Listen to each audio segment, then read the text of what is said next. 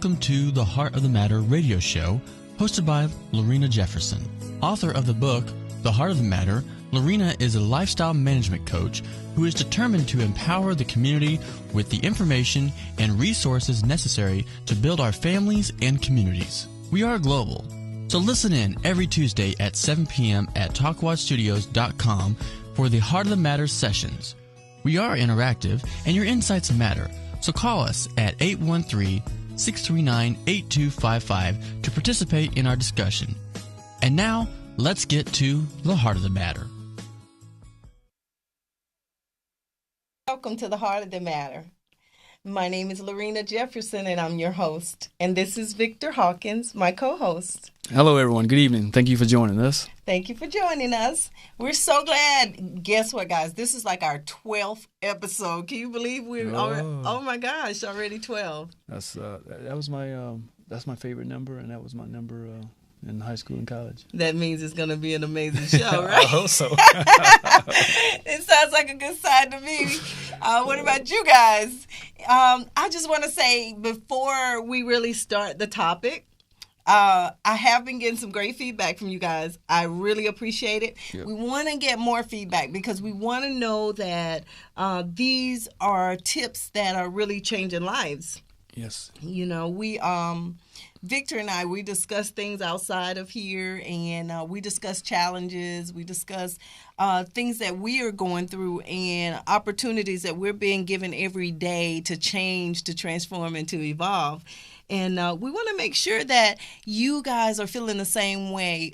If we're here and nothing is happening, then that's not the heart of the matter. And we're not here just for entertainment, and we've said it over and over again. That's so true. Absolutely right, because we talk to you guys. We tell you we don't come in here practiced. Nope.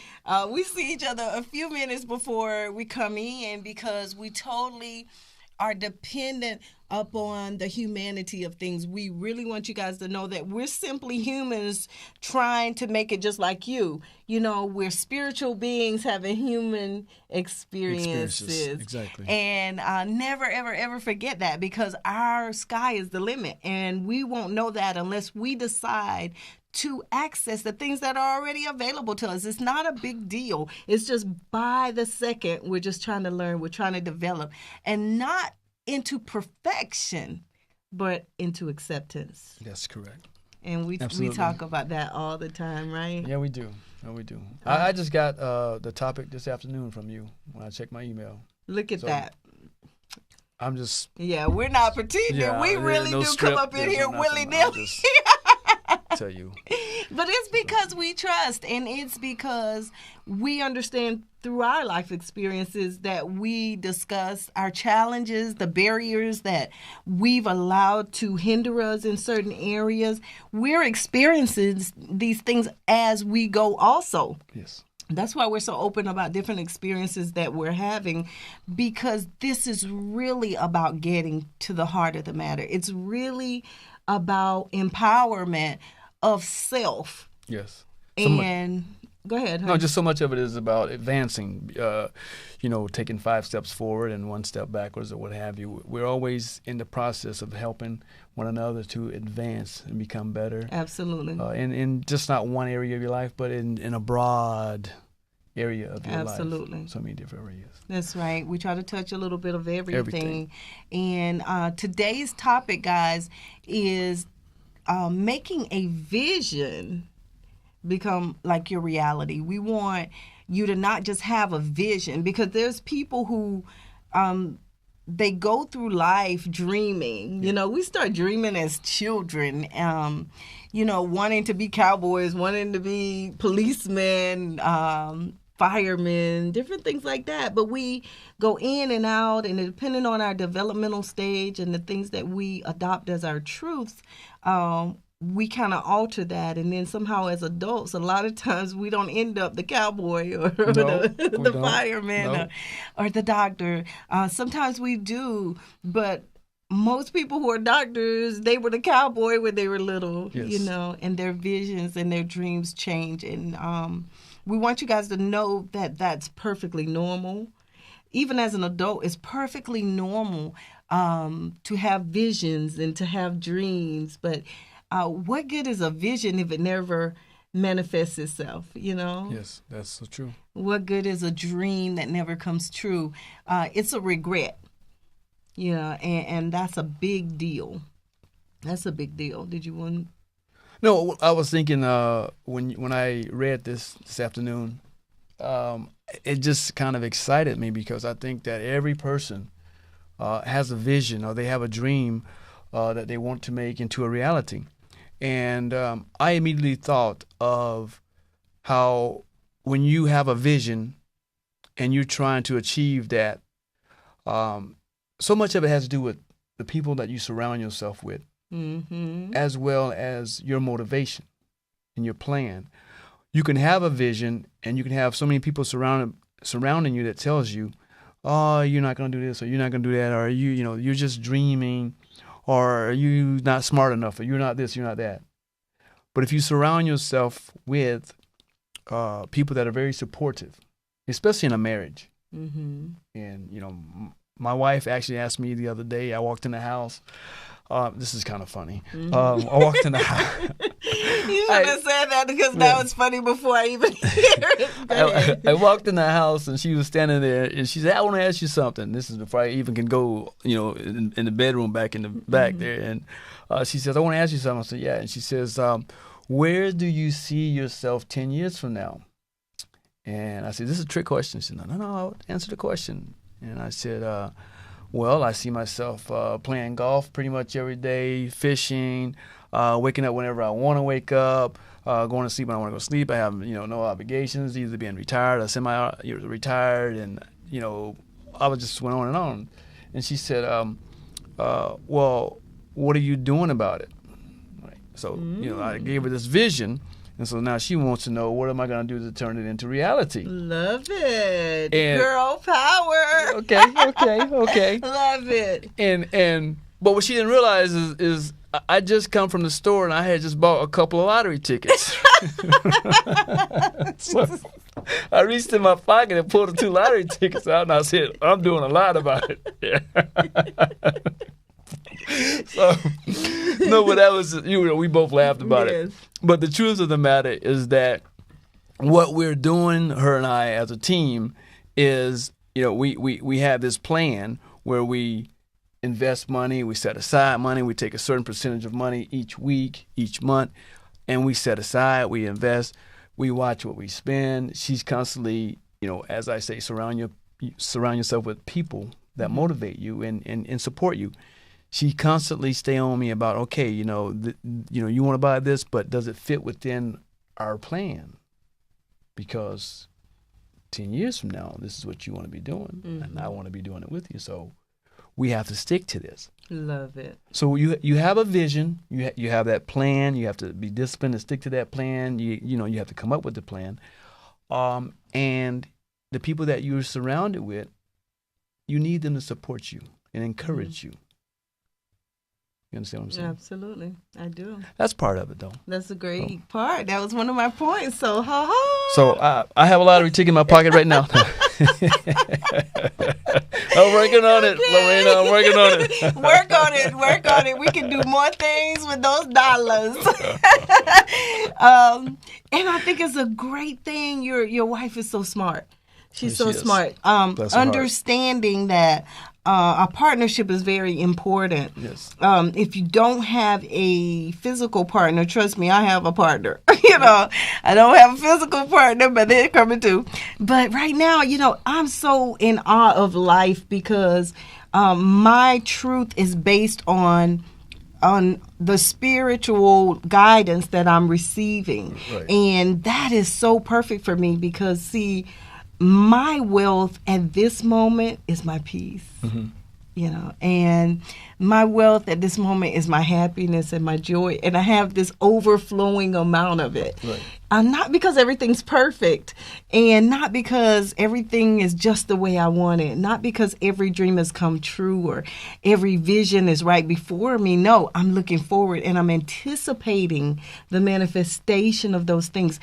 And while I'm waiting, I'm choosing what my wealth is at the moment. Right. And my wealth is my abundance of peace. And, we have to value those things because really there's scriptures that says, when you give, if you are responsible with a little, then you will be entrusted with a lot. But if you're ungrateful for what you do have, then you can forget the rest because you are going to do it to yourself.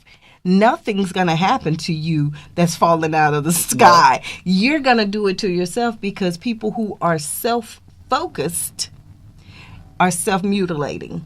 And people who are self-mutilating are constantly destroying something. Okay. That's what mutilation means, to cut, to destroy. It's a death, a continual death when you're self-focused. I want to read you guys this that I found. It's so perfect, and I want us to piggyback off of it because you started some of it, Victor. It's about the eagle.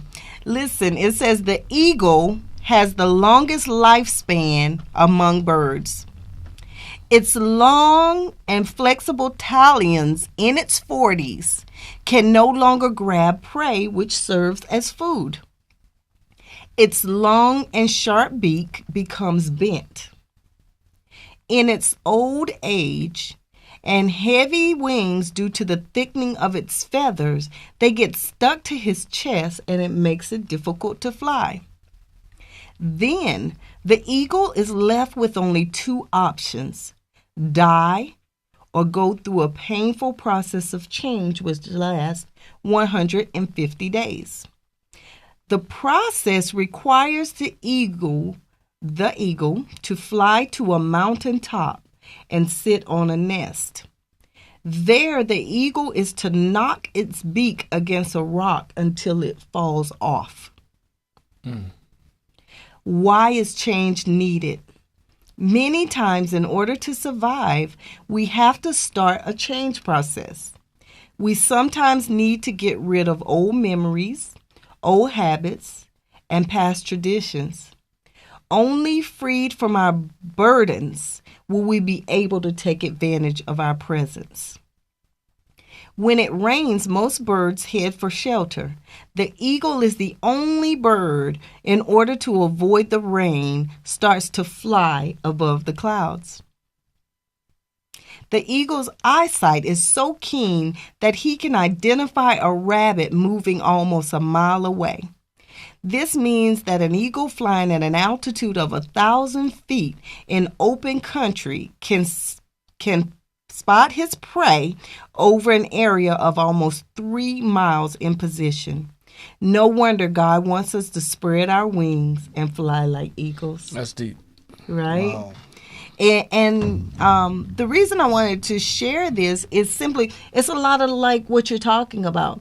What your wife presented you with was an opportunity.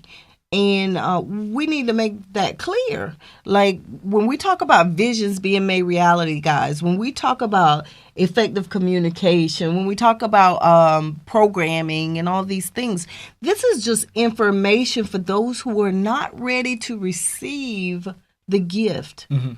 And the gift is simply opportunity. The opportunity presenting itself is like a window that's being opened. Okay. That window can be closed at any time. But do not be deceived. Just because it's closed, it's not locked. And a lot of times, guys, what we've done is we feel like we've made so many mistakes or we've gotten so old. But you look at the eagle, and in its 40s, it starts to die. And then it has a choice to make. Even in its 40s, I'm either going to die or I'm going to live. And he has to go through a process that is not one that's comfortable. Right. But what do? When we get to that point, because I don't know about you guys, but like I was probably my mid-30s. Tragedy had hit. All these things had hit that made me really evaluate the gist of where my life was. Okay. That's when I really started remembering the dreams and starting to have the visions of my past dreams and visions. I wanted so much, and I remember putting them aside for so many reasons that I thought were valid reasons. And I shared, with you guys before about my life and how I found myself a victim of identity theft. Right. Almost 40. And it was because of my past, where my identity had been stolen and I had never took it back, by the abuses, by all the things that happened, by the lack of things I did have. But not only that, during the time that I was married, which I married young, became a mom, because I had no value in myself as an individual. I didn't value those dreams because I put them aside immediately. I didn't value the visions I had because I really didn't believe in me. Then they had no validity.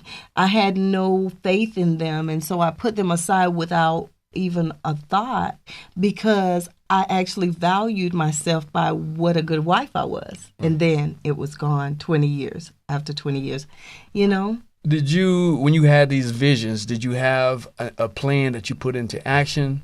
Or did you just have a vision of, say, for example, I want to go back to school, but you had no plan of action? Mm-hmm.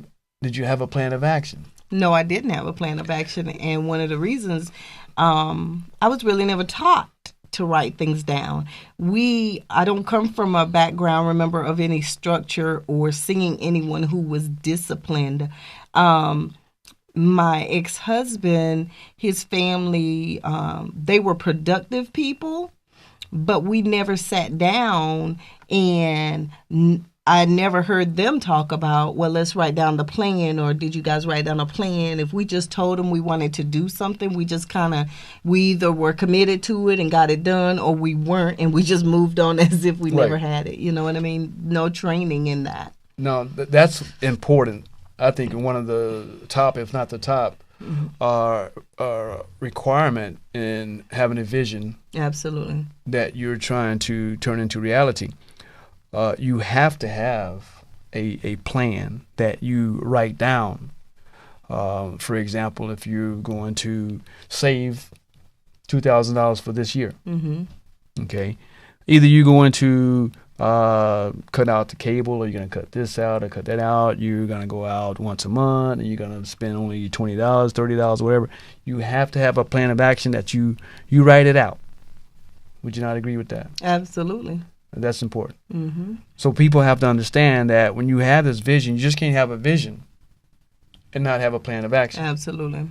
I think also, Lorena, one of the things that's important is that people, when they have a setback, I notice from people that I dealt with, I was about to say, me personally, I'm like hard-headed. So if I'm trying to achieve something and I stumble, I'm so hard-headed, I keep trying until I get it. Okay.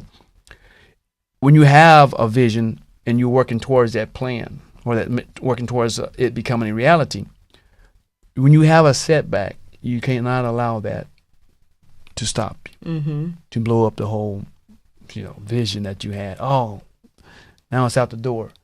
You just have to regroup, continue pushing forward with your plan. Maybe you have to sit down and read it over again and look it over and try to figure out where you went wrong and what things you're going to try to tighten up on, and you keep pushing forward. Absolutely.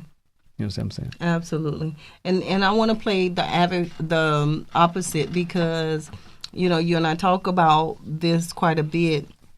You come from a background of structure, and for the people like me, right, who come from a background where we're really having to literally define everything about us. Right.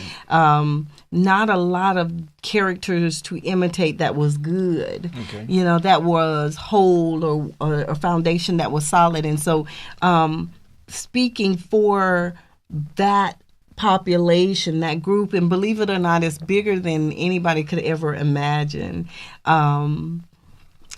with that kind of stuff, I want to add, everything that you're saying is valid, but let's go a little bit deeper, because this is what I had to do to get where you're saying. Okay.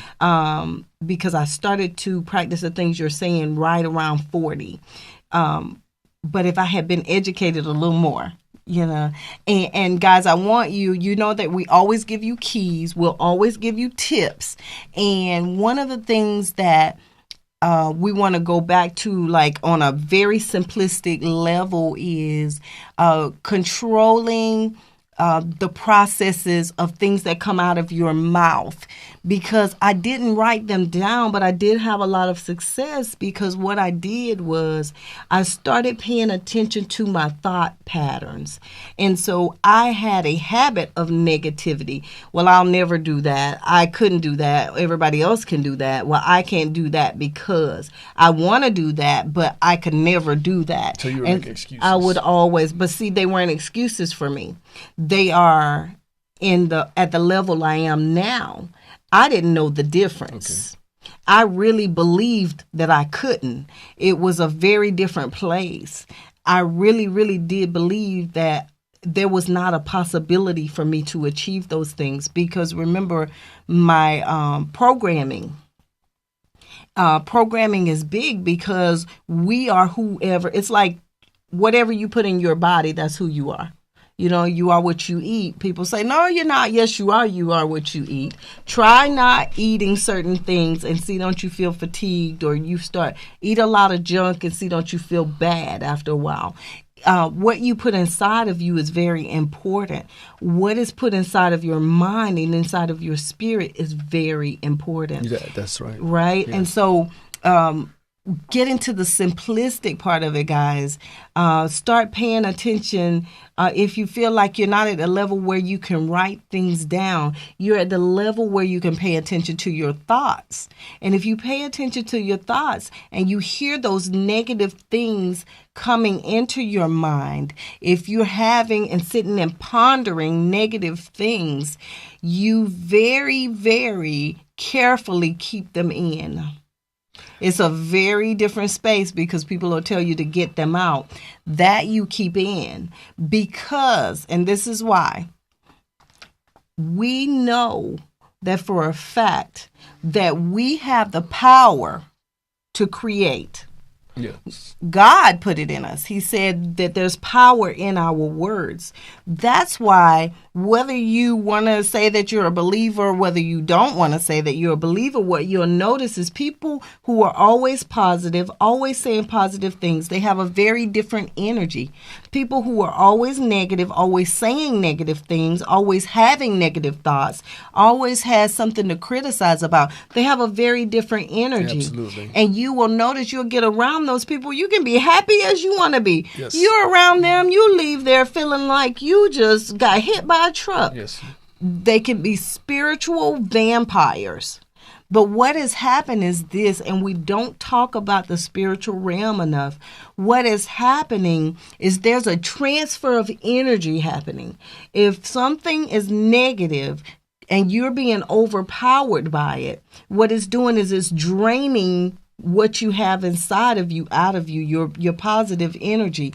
But you have to make the decision. Again, we have free will to do all things. And you mentioned it. You cannot continue to go in that environment. You cannot continue to expose yourself to people who all they have to say is negative things, and everything that you're trying to do, they're downplaying it. That's so true. Because that's it. Not to interrupt you. No, it's okay. But it is so essential that you have a positive attitude. Mm-hmm. When you have a goal, you have a vision, and you're trying to achieve that goal, you're trying to turn it into reality, it is so essential that you have a positive attitude, even when you have a setback. Absolutely. When you were talking about the thoughts that enter into us and so forth, I was thinking right off the bat, right there. that you have to have a positive attitude Absolutely. through it all, and the people that you surround yourself with. Because it is so true that when you come around someone that is constantly negative and have a negative attitude, it will drain you. Absolutely. And that's how you know that it's more than just words.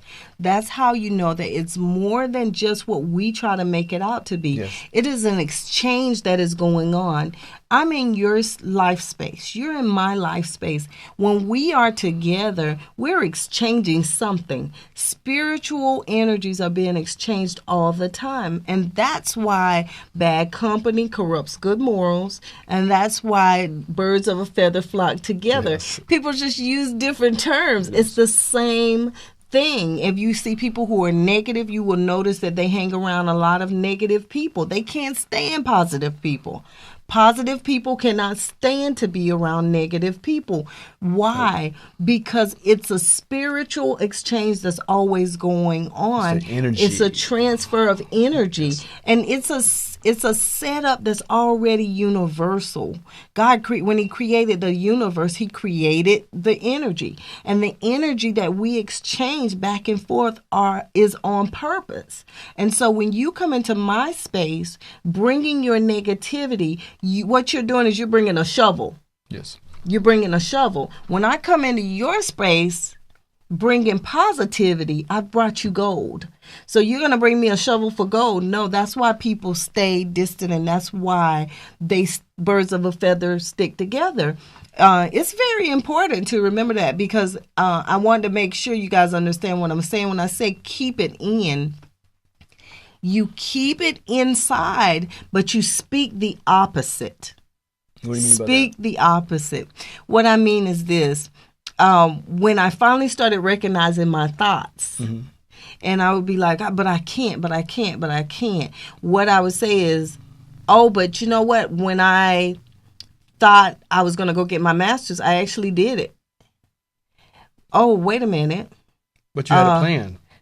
No, I didn't have a plan to You go didn't get have a my plan? master's. Nope. I just did it.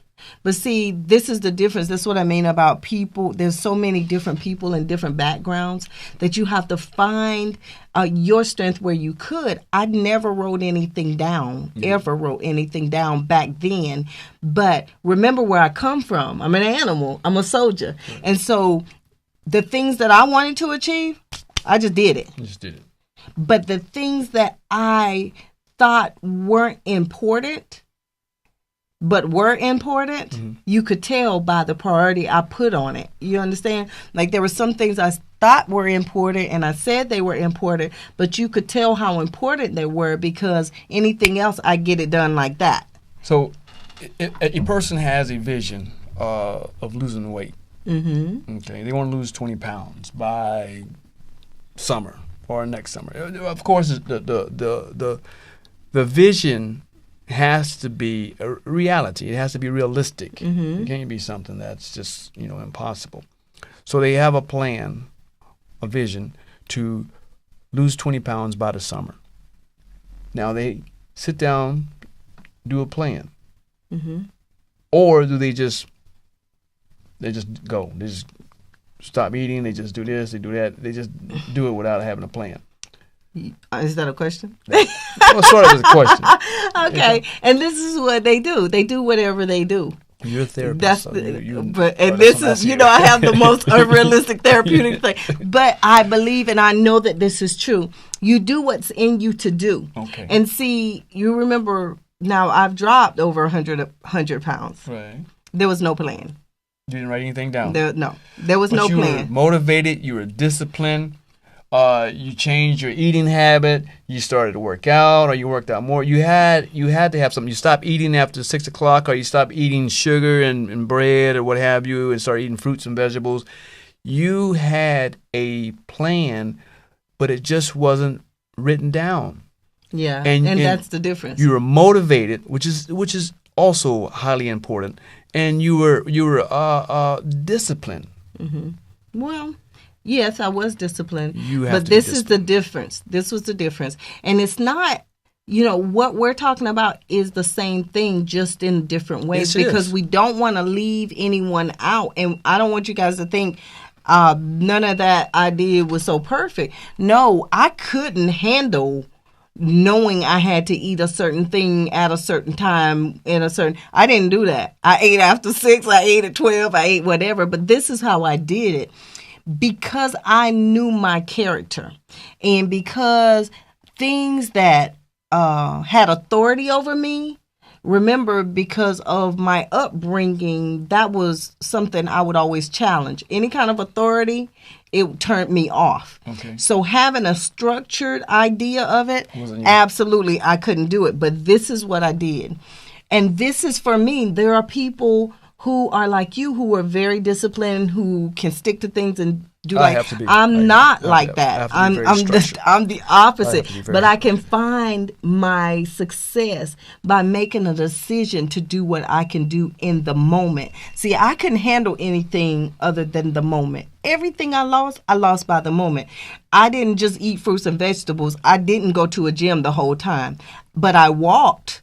And you know what I did was when I was walking, anytime I started feeling stressed or I made up in my mind, because I realized I was an emotional eater and that's what was causing a lot of my problems. If I was happy, I ate. If I was sad, I ate. If I was glad, I ate. And there's a lot of people like that. Yes. They turn to food for it. Or drinks or something. Anything, but my fix was food. But this is what I did for me. I could not handle I couldn't do it. What I did was I said, okay, then I'm just going to eat off of a saucer. I ate off of a saucer. And every time I ate off of a saucer, it got easier to eat off of a saucer. And so I might have eaten 2 extra times, but I ate off of a saucer. And I promised myself that the food wouldn't touch each other. So I had to get into my mind, how do I work? What do I do? So what it ended up causing was, instead of me having food piled up, I promised myself I wouldn't do it.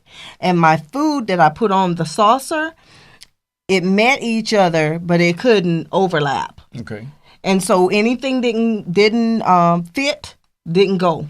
And I ate like that. And then in between, I started to drink lots of water. I would drink 20 ounces of water before I ate. I would drink, yes. And it made me feel full. I would drink 20 ounces after, no matter how long it took me. And then I found that I was eating less and less and less, but over a amount of time.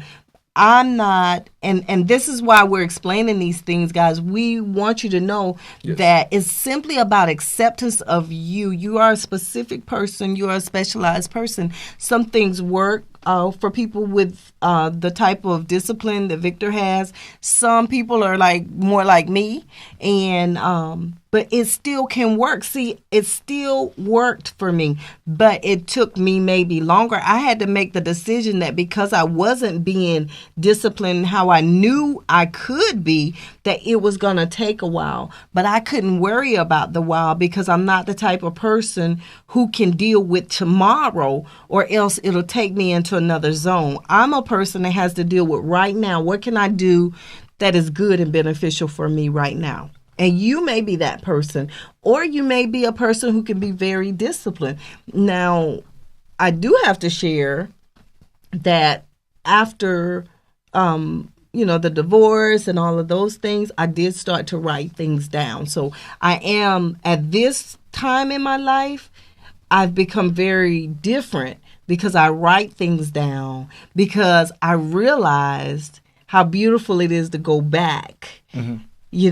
For me, it's still not even about the discipline of it. For me, I'm getting joy out of going back and seeing what I've achieved this year. And I wouldn't know that if I wasn't writing it down. Right. You know what I mean? And so I just think that, you guys have to understand this is not about a judgment or a comparison. Whoever you are, find your cookies where you will, But you still had the discipline when you were talking about the saucer. Mm-hmm. For some people that don't know what that is, it's a plate. It's a small plate. Small plate. Yeah, small plate. Absolutely. But you still had the discipline to keep your food separated or not touch each other. By the moment. But you were not that way before. No. So that changed. The beak had to come off. So to our listeners, people who tune in via the internet or just on the radio. Absolutely. You have to be disciplined, either the way that you were disciplined, or with me, I'm very structured in a lot of areas. It annoys my wife, but I'm very disciplined in structure. But you have to be disciplined. When you were talking about the food not touching each other, when you were talking about walking, you were motivated, you were disciplined enough to get up and walk, even though you could have been watching TV or you could have been doing other things, but you had the discipline enough to do that. I had a made up mind. Every person who has a vision, has a goal that they want it to become, not just talk. You hear people say, "Oh, you just all talk, you ain't gonna do nothing, but let your actions speak." Okay, let your actions speak by doing what it takes to see to it that goal or that vision turns into fruition. That it becomes reality. Absolutely, and your point is true in a lot of ways. You can call it a lot of different things. The biggest deal, guys, is this. Take it the way you can take it. Do it the way you know that you can be successful. See, I couldn't have done what I did if I didn't take it by the moment. In the space I was at that time, where my mind was, where my self-confidence was, which was very low, where my self-esteem was, which was very low, my faith, very low, I knew that if I just took it by the moment, if I had enough of those small victories, they would add up to big victories, and they did. Yes. I never could have thought of it as something I had to do. It's not that I didn't fail at times, with that. But what I did was, for once, I was able to, I just did that. Well, I'm not going to worry about that. And when you get to the point, guys, where you will allow yourself to be human, allow yourself to accept that you are going to fall, that you may make mistakes, you're going to be well on your way, right. No matter what it is you're just going to be on your way. You are perfect just the way you are. We all are. We're trying to find a way, but not a perfect way. And it don't matter who you are. It doesn't matter. Every person has the gifts and talents to have a vision and to turn that vision into a reality. We all use it, that type of quality. Some of us use it in different areas. And it's kind of funny. I was talking to my wife a couple weeks ago we were laughing about this. I kind of use my wife on some examples. That's okay. That's a good thing. I want my husband, when I get one, to use me on a lot of examples too. My wife and I talk a lot about goals and just things, where we want to be in life and things that we want to do, and just life in general. And I was telling her how when I first saw her, I first saw her in my vision was, I'm gonna make her mine. I'm going to get her, right? So that's the vision. Okay, so now I have to turn this vision into a reality. Love it. Okay, so I walk up to her, and I'm saying, hey, your legs must be tired because you've been running through my mind. Oh, you did not use that. I'll put my plan into action. Okay? So I have a vision, and I'm trying to turn it into reality, people. I'm trying to do that, right? Go, Victor. So I'd ask her if she wants to go down. This is in Immokalee, so this is back in 1983. So that was probably in back then. So I walk her down to the 7-Eleven on the corner in Immokalee, and I buy her a bag of chips and a soda water. Right? Oh, that's awesome. Okay? So, but here's the thing.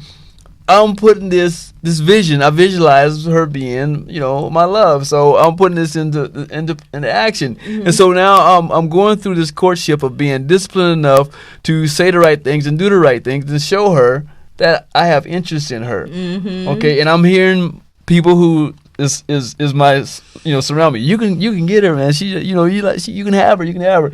And then the haters, I just have to block them out, have nothing to do with them. Right? Another point. Right. Just block the haters out. So I'm putting all this in there. I'm motivated, and I'm showing that through my actions. I'm disciplined enough because I'm not showing any interest in the other females. Absolutely. I'm disciplined about it, and I'm disciplined in doing the things. I had a job at the time and going to school. I'm doing these things. So I use that as an example. That's a great example for some of the guys out there who have interest in women. They go through the same thing. If they visualize some woman they see in the grocery store, or they see in church, or they see somewhere, and they put a plan into action, whether they cook dinner for her or whether they take her out to a movie, whatever. We all have the gifts. We all have the talents to and the abilities. Yes, to visualize something, whether it be save money, whether it be to go back to school and get another degree or something, whatever it is. We have the ability to do that. We can just transfer it from one area that we've already achieved something that we've turned into reality into something that we visualize, and we want to turn that into reality. We use the same quality, same. That's a gifts. Great example. I just wanted to share that with you. That was phenomenal, Victor. I think that's a great example because, and you know what it says too, because, we're always comparing and contrasting because we come from such different backgrounds, right? Yes. But that example is perfect because no matter where we come from, that's something that we all do. That's something that we all have achieved. Yes. That's something that we've all strived for. And it shows that we can do whatever we want to do. Absolutely. And the things that we put priority on, we can achieve them because we do it. We may say we couldn't do it in work or play, but we do it in relationships because hardly ever is there a person who doesn't want a significant other regardless. And the same techniques you're talking about, we do that for things like I was telling you. You could tell the difference in the things that I truly, truly value because I just got them done once I made my mind up. But the other thing, I had a million excuses, not thinking they were excuses. I really convinced myself there was things I could do and things I couldn't do. But why did I do that? Programming. Absolutely. You're talking about, mental. Absolutely. Toughness, mental. It's all in the mind. Mm-hmm. No matter what, a million people can tell me that I can't do it. I know I can do it. Absolutely. And I'm constantly telling myself, I can do it, I can do it, I can do it. And that's what comes out when you're having those negative thoughts. Yes. Those are the types of things that I was sharing, because what you're saying is 100% true. You won't always have someone on the outside to encourage you. You're blessed. You have a spouse. You have a significant other that's there and who's supportive. But those of you who don't have a significant other or somebody in place, you do have somebody who's there. Your God is there, period. But he wants you to be able to believe and trust in your abilities. Because remember, we are not human beings having spiritual experiences. We are spiritual beings having human experiences. And never, ever forget that. Because as humans, that would make us limited. Yes. That would give us do's and don'ts and can'ts and won'ts. Right. And it would give us limits that, we can reach. But then when you're a spiritual being, they soar and they soar high and they can go as high as they decide to, right? That's right. And so just remember that if you don't even have anything else positive to say, when those negative attacks come on you, just know thoughts have never had power. Never. They never have and they never will. They're deceptions. That is what fear is based off of. And remember, fear, you remember what fear is? False. False. Evidence. Appearing real. That's fear. And so F-E-A-R. Those things are based off of fear. Yes. Those negative thoughts, all those things, they're not real. It's a deception. It's a way that programming that we've received continues to steal our identity, even when the people who decided to steal it stopped. We become, even after then, self-defeating. And we talked about that. How do we get our identity back? We have to take it back. That's right. We have to choose to recognize and to accept the truth about who we really are. And we're spiritual beings having human experiences. And when we believe that and trust in that, we can soar and we can do all things, because that's really what we're made of. Yeah. We don't have much time, but we really, really want you to get this key for real. When you write down your vision, that was one of the keys, just in case you missed it. Write down your vision, make it plain. Do not share your vision with anyone. No one. No one. Not your wife, not anything. If you have goals as a partner, then you share those. Your visions are between you and your creator. And take your visions and you put them away. Then you don't give people or things an opportunity to come in and take away your hope or your trust or your faith in who you are. Your visions are placed there so that you will realize how powerful you are, so that you'll be able to look back and see that you have the ability to do all things on your own for you. Yes. Because everything you need is inside of you. It's not outside of you. Relationships are choice. They're not necessary for you to achieve your destiny.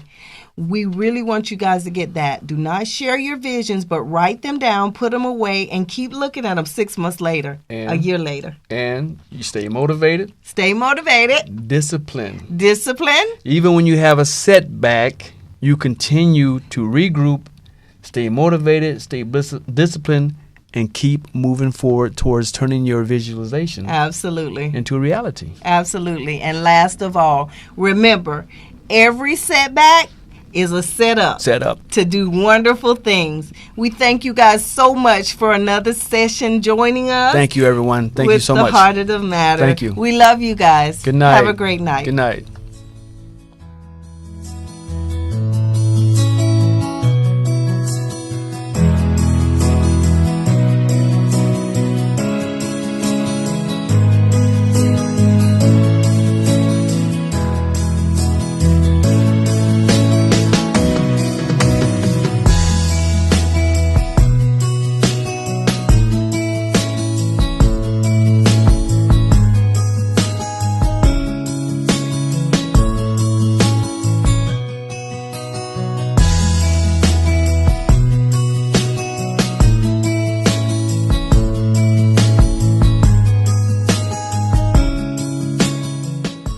The Heart of the Matter is impacting lives globally. You're invited to tune in with Lorena Jefferson every Tuesday at 7 p.m. here at Talkwad Studios for more tools of empowerment and inspiration. For more information, contact Lorena at prestigewellnesscenter2@yahoo.com or by phone at area code 813-273-8700. Until next time, remember, mystics swim in the same water that psychotics drown in. It's simply a choice of how you see the water.